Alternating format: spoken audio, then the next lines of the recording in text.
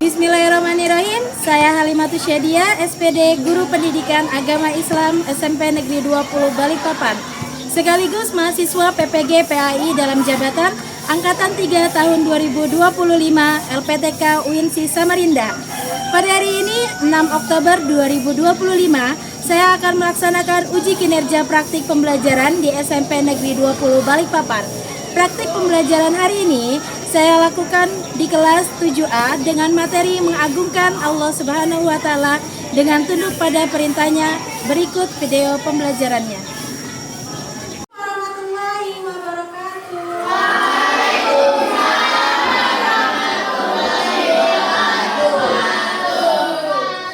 Baiklah, sebelum memulai pelajaran hari ini, marilah kita membaca doa bersama. Ketua kelas silakan pimpin doanya.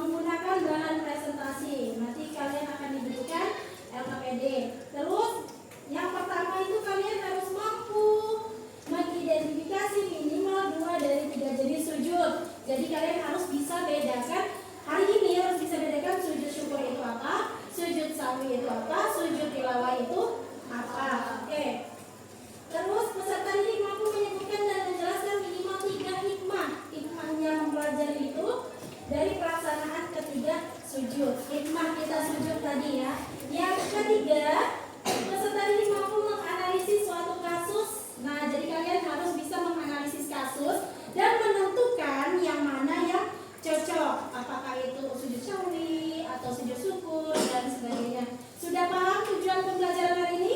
Paham. Nah, jadi kata kunci yang harus kalian ingat kalian tentang sujud syukur, sujud syahwi, sama sujud tilawah. Oke. Nah, garis besarnya, jadi pada hari ini kita akan belajar menggunakan problem based learning. Itu yang pertama, Ibu akan menyajikan studi kasus. Nah, kalian dengar dulu studi kasus ini kayak permasalahan. Yang kedua, nanti kita akan membagi kelompok dan bagi LKPD. LKPD itu apa? Lembar kerja peserta didik pintar. Terus habis itu kita akan melakukan diskusi penyelidikan selama 20 menit. Ingat waktunya 20 menit. Kalian mengerjakan LKPD waktunya berapa menit? 20 menit. 20 menit. Sebelum kita masuk ke LKPD, kita penjelasan materi dasar. Nah, penjelasan materi dasar itu jenis sujud, ada namanya sujud syukur. Hukumnya apa? Sunnah. Sebabnya jika mendapatkan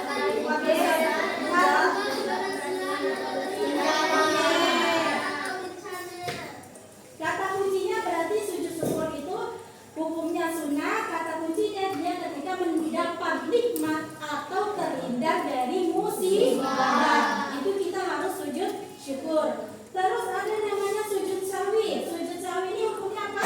Sunnah muakkad. Pintar. Sebab dilakukannya kenapa? Terjadi kelupaan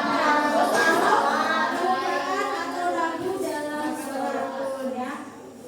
Terus ada namanya sujud tilawah. Ini hukumnya apa? Sunnah.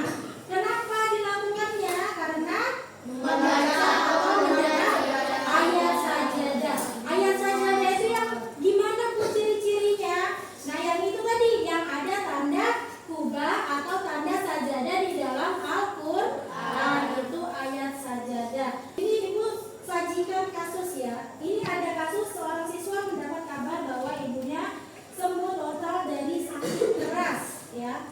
Yang kedua, saat sholat zuhur berjamaah, imam ragu apakah sudah rakaat ketiga atau rakaat keempat. Kasus ketiga, ketika mengikuti kajian, ada ustadz membaca surah Al-Alaq ayat 19. Al-Alaq itu termasuk ayat 19 ini termasuk ayat sajadah, ya. Jadi silakan kalian diskusikan dengan kelompok kalian kasus-kasus ini. Ini sudah Ibu masukkan ke dalam LKPD, sebentar lagi akan Ibu bagikan. Jenis sujud yang tepat dari kasus di atas, sebab utama dilakukannya sujud, dan tata cara sujud secara singkat saja. Oke? Sudah paham sampai sini? Paham. Nah, selanjutnya, oke, kita mulai dengan pembagian kelompok. Nah, supaya tidak memakan waktu, kelompoknya sesuai yang di tempat duduk ini aja ya. Oke. Selanjutnya, setelah pembagian kelompok, kita masuk ke pembagian LKPD. Oke, Ibu akan bagikan LKPD. Sebelum Ibu bagikan, ini ada beberapa bagian ya. Ini ada nama, silakan nanti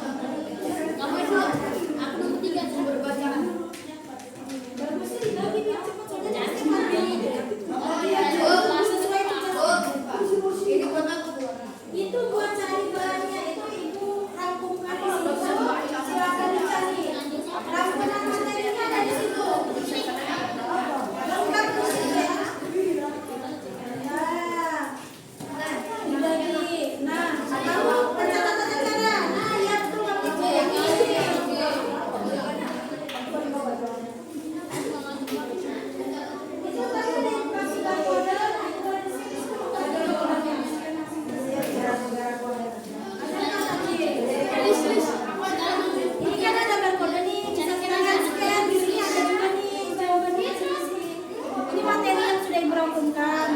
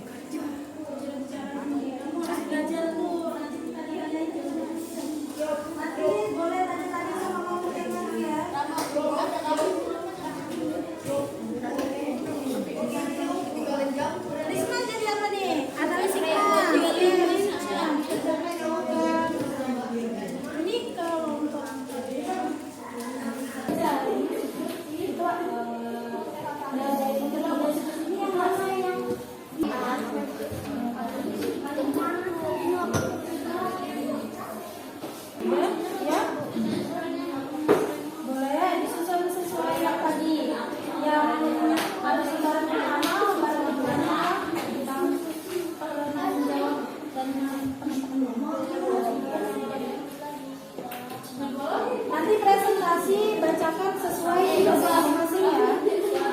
Membaca sesuai ya, betul sekali.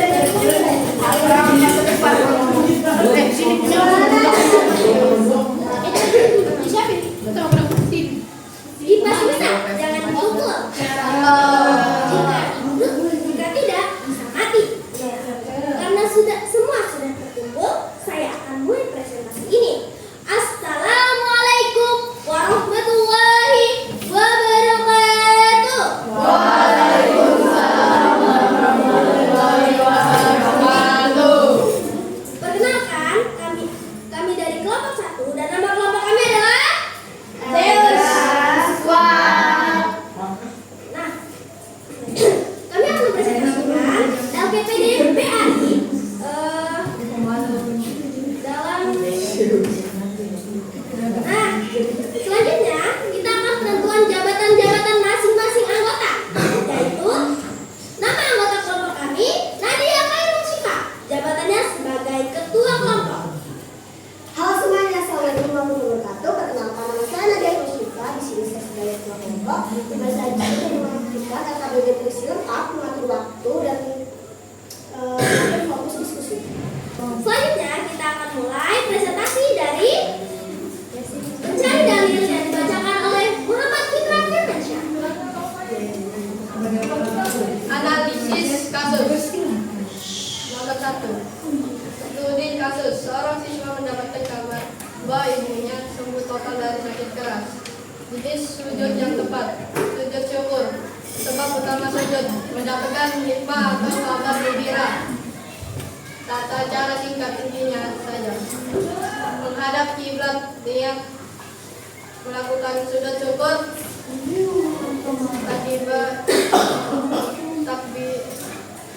Takbiratul ihram sujud 1 kali. Membaca doa sujud syukur. Nomor 2. Studi kasus. Saat salat zuhur berjamaah, iman kabur, maka sudah rakaat ketiga atau keempat. Ini sujud yang tepat, sujud sawi. Sebab utama sujud ragu-ragu dalam menjebrak rakaat salat atau kekurangan kelebihan dalam gerakan salat. Tata cara singkat intinya saja. Melakukan salat seperti biasa hingga akhir. Sebelum salam melakukan salam. Sujud doa.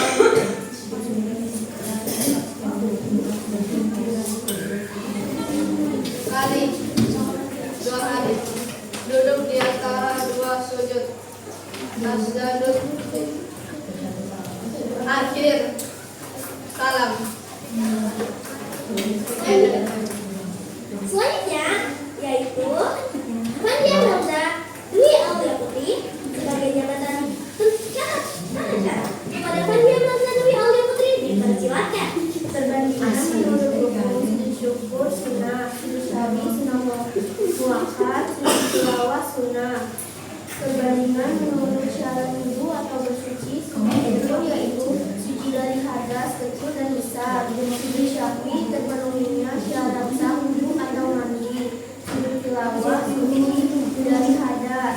Perbandingan menurut tempat pelaksanaan sujud syukur di mana saja asalkan suci dari najis dan bersih. Sujud syahwi di akhir sholat. Sujud tilawah di mana saja, bisa di dalam sholat atau di luar sholat. Selanjutnya anggota kelompok yang bernama Muhammad Bintang Al-Farizi, jabatannya sebagai pencetak hikmah atau analisis. Kepada Muhammad Bintang Al-Farizi dipersilakan. Refleksi dan makna. 1. Dalam kasus manakah sujud dilakukan untuk integritas dan kejujuran seorang hamba? Jelaskan alasannya. Sujud menunjukkan integritas dan kejujuran seorang hamba ketika dilakukan dengan penuh keikhlasan hanya untuk Allah Subhanahu wa Ta'ala, bukan karena ingin dilihat orang lain. Misalnya, seseorang tetap melaksanakan sholat dan sujud meskipun sendirian. Itu membuktikan bahwa ia jujur dalam ibadahnya dan memiliki hati yang tunduk kepada Allah, bukan kepada penilaian manusia. Nomor 2. Bagaimana praktik ketika sujud ini? Ketiga sujud ini secara keseluruhan membuktikan bahwa kita benar-benar mengagungkan Allah Subhanahu wa Ta'ala dengan tunduk kepada perintahnya. Jelaskan dengan bahasa kalian sendiri. Praktik ketiga sujud menunjukkan bahwa kita benar-benar mengagungkan Allah Subhanahu wa Ta'ala karena sujud adalah bentuk kerendahan hati paling dalam. Saat sujud kita menempatkan wajah di tanah sebagai tanda tunduk sepenuhnya pada kehendak dan perintah Allah. Dengan sujud kita mengakui bahwa Allah yang Maha Besar dan kita hanyalah hamba yang lemah dan bergantung kepadanya. Nomor 3. Sebutkan dan jelaskan 3